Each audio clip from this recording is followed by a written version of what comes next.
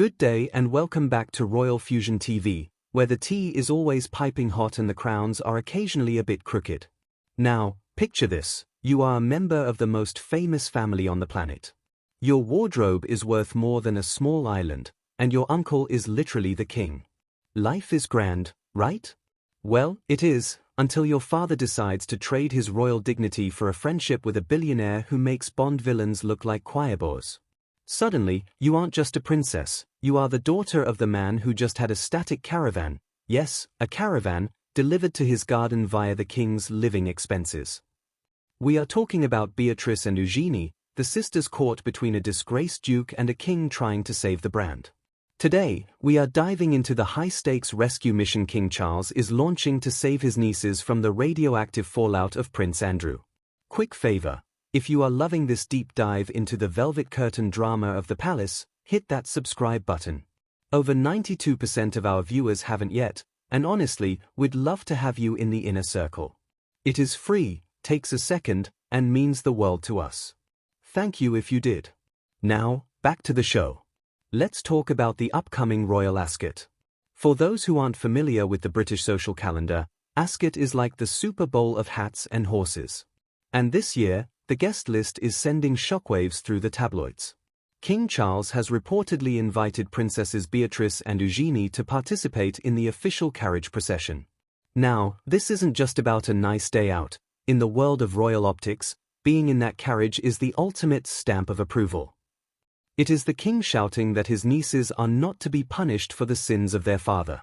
It is a bold move, especially since the headlines surrounding their father, Andrew Mountbatten Windsor, have gone from unfortunate to absolutely disastrous.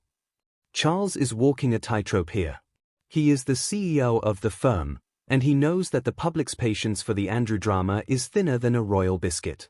However, sources say he is still incredibly fond of his nieces. By putting them in that carriage alongside their husbands, Edo Mopelli-Mozzi and Jack Brooksbank, Charles is effectively building a firewall between the disgraced duke and the next generation. But will the public buy it? Or is the Andrew brand simply too toxic to touch? Speaking of toxic brands, let's pivot to why this rescue mission is so urgent. While the girls are preparing for the glamour of Ascot, their father is busy adjusting to a life that looks less like The Crown and more like a very high-budget episode of Grand Designs Gone Wrong. Prince Andrew has been evicted from the palatial royal lodge and stripped of his titles. But the latest update is the one that really boggles the mind: the caravan.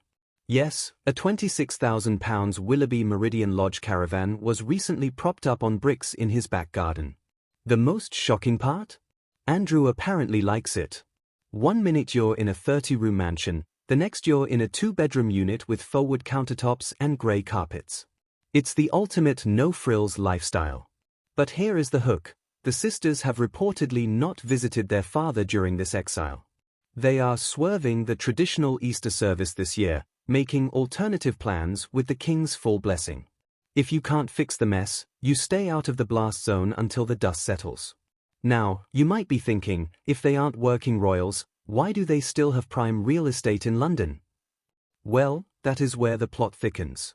Despite the scandal, Beatrice and Eugenie have managed to retain a foothold in the palaces.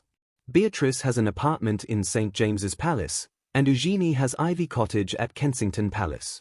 These are some of the most illustrious addresses on the planet, with rental values up to £19,000 a month.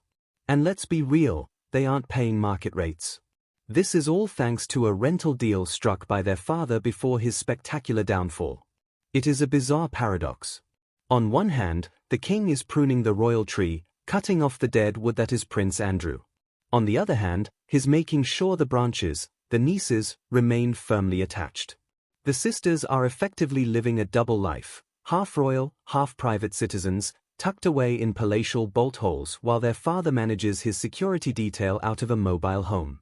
It's a masterclass in reputation management, and the first act begins this June.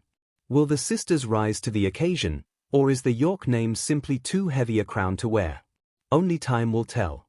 Thank you so much for watching Royal Fusion TV. We will see you in the next one.